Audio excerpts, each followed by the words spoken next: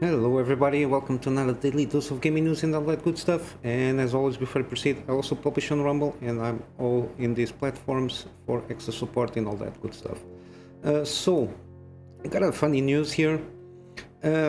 Maybe you already saw this, but for the launch of the 4060 Ti in Japan, one of the big main chains of hardware stores, they usually sometimes, because these launches are made at exactly the same time all over the world, because Japan has a different time zone.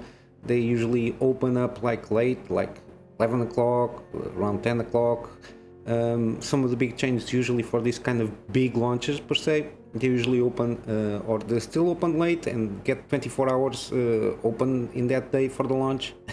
And in this case, for the 4060 Ti, only one person on one of these big stores in Tokyo. So it's just one instance, but it gives you at least a feeling or overall feeling that this GPU is not welcome. At least at this price point, $400 is might as well buy a freaking console for this price.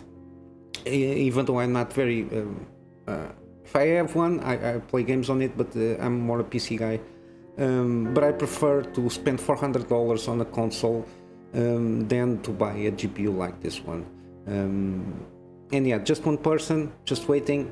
Everybody was kind of disappointed, the employees, because only one person they opened the store and it's even though that it's $500 in Japan, the equivalent.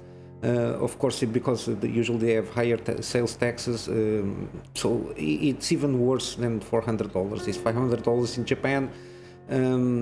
Yeah, it's funny, but not funny, because this GPU should be around maximum $300, and the 7600 maximum $250. I was kind of thinking that maybe even at the price they launched to $70. It might be a decent deal, but even though the performance doesn't justify that price, I think. If you see hardware unbox, I mentioned this in the, I think yesterday's video or the day before. They usually do now the price adjustment of terms of price to performance on the market as it is, and basically $230 is the maximum for the 7600. To be very compelling, because or else at the price even that they launched doesn't basically have a place to be on the market at this moment, mainly because of previous generation GPUs even from AMD. But yeah, let's continue and talking about 7600. In the reference card only, there seems to be an issue regarding power pins, but it's not the same thing as a 4090, so don't panic. It's regarding in some power supplies there is the 6+2 pins to plug on the GPUs, and here, because of the design of the backplate here, as you can see, it overstands over the kind of the rectangle of the connection here, and it goes over, and this kind of thing that connects, it's the +2 pin, as like a thing that comes out here to make it one plug, and it doesn't let the connection be fully made. But you can notice the spring here does not activate, so there is no way of putting this making this connection badly. Unless you're really distracted or I don't know. But the original ones, the 8-pin ones, as like a smaller one, like a thinner plug here, a clip on the connection itself, so it doesn't have any issues. I think the reference card only took in account the fact that the 8 pins and not the 6+2, and it's only an issue with the reference card here. As you can see with more detail here, this spring here is way over here for this reference card, and this bump from the +2 connection doesn't allow to fully insert itself on a power connector on the GPU. Kind of a PSA, but yeah, usually these ones you don't see too much. Now even like lower end power supplies usually have like at least one 8-pin or at least two pins, depend on the power of the PSU. They have at least one or two dedicated 8 pins, so it should be enough to have one for this one, because usually even for a motherboard you can put the 6+2. I think usually some, with depending on the motherboard, I think you can manage to get this 6+2 there if needed. But yeah, this is it. Now we have 4060 non-TI news. ASUS, I don't know what they are thinking. They supposedly are putting a 4090 cooler on a 4060 non-TI. So basically the 4060 would supposed to be like a more smaller GPU. Now it's going to be the same size basically of a 4090. I don't know what they're thinking here. I know they might have a lot of stock of the 4090 cooler or whatever it is. This is not going to go well with people, mainly because of the size of the thing. Because if you buy one of these GPUs, they are smaller, so they have less volume impact on your PC, so you can basically construct with a smaller case. A lot of people have smaller cases. This is not going to fit, I think, if my memory serves right. I think this is like a huge, bulky cooler, plus you have more accents here on the end and everything. Yeah, I don't understand, and it's just going to increase basically the price of the GPU, because it's a overkill cooler, free fans. Yeah, I'm without words. They trying to come out of that thing with the AMD stuff, with the BIOS stuff. It was a poor response, and they just basically I don't know the follow-up, if there is like anybody that use their beta BIOS and then have some issues, and if they have like any issues then with RMA stuff. Yeah, it's not going well for ASUS at this moment. But yeah, 3.1 slot design, it's like almost 50 centimeters or whatever it takes. I don't know what they're thinking for. You can justify for a 4070, 4080, have the kind of same cool, but the 4060 Ti, 4060 non-Ti, which is this case, I don't know. But yeah, hardware market is not that good for the consumer. However, we have some good news in gaming. We got more news on Alone in the Dark. Supposedly no, it's going to launch on the October 25th. Like a week after which other game? There is October is going to be a horror-filled game launches, which is good because of mainly of the October, spooky October. But yeah, you got now a prologue kind of sorts on Steam page. I will leave a link of the game here on the description. I managed to go there. I already wishlist the game, so I can check any updates on Steam. The requirements are not that big. I don't know if they needed to be updated. For sure they will be updated. The game seems pretty okay in terms of graphic wise, but I saw some reviews from the people that play the demo. I always take it with a grain of salt, but seems to have some graphic issues, mainly texture pops ins and outs. I don't know if it is because of I'm not sure which engine it is. I assume Unreal Engine 4 or something like that, but I'm not sure. Yeah, it seems to have some issues with textures and everything, and the camera mouse sensitivity. But yeah, we'll wait and see. Just check if you're interested. You can play like a teaser per se. I don't know if you like half an hour, 1 hour, something like that. It's kind of a setup for the main game. I'll leave a link on the description. Seems good. I hope it's good. Let's see how it goes. We have to wait and see for the independent reviewers. I don't trust any marketing of any company, so just wait and see if there comes more updates. For sure, there will be during the summer a lot of festivals and everything. For sure, this is like a big remake. A lot of people were expecting this remake to be made. we'll wait and see.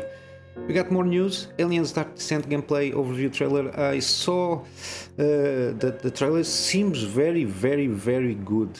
This game. It's a real-time strategy. It's kind of isometric, kind of XCOM-y to a certain point in that regard, but it's a real-time strategy, so it's not turn-based or anything. You have to take decisions on the fly regarding your squad, but it has the strategy layer afterwards, which is in the main ship, where you can like heal, remove perks and quirks and everything, a little bit like Darkest Dungeon, but also like XCOM, so you can plan ahead a lot of stuff, permanent upgrades and everything. It has permadeath on the squad elements. I don't know if you might. I assume you can manage to recruit more squads, then you upgrade them and promote them. It seems very good. It seems pretty decent. I just hope it is what it seems to be. But it will, again, we'll have to wait and see. I will leave the link on the article so you can check the gameplay overview trailer. We got also some. This caught my eye. Tactical turn-based roguelike games. Days of Doom. It's been announced, going to launch this year. No like date here. It's a kind of a pixely art kind of. It seems interesting because it's like turn-based roguelike stuff here.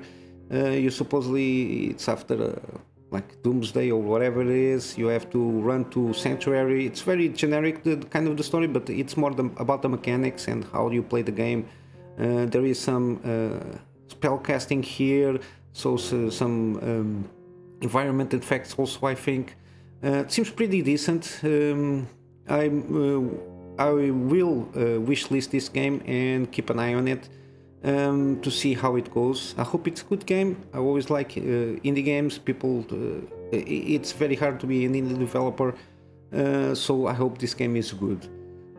More news. Okay, we got The Last of Us, another patch coming, supposedly addressing Intel Arc GPU boot crashes and supposedly improves stability also for AMD GPUs. Yep, it's still not there. I don't know if it is because of this studio Iron Galaxy. They are kind of 50-50 when they do this kind of remakes and ports.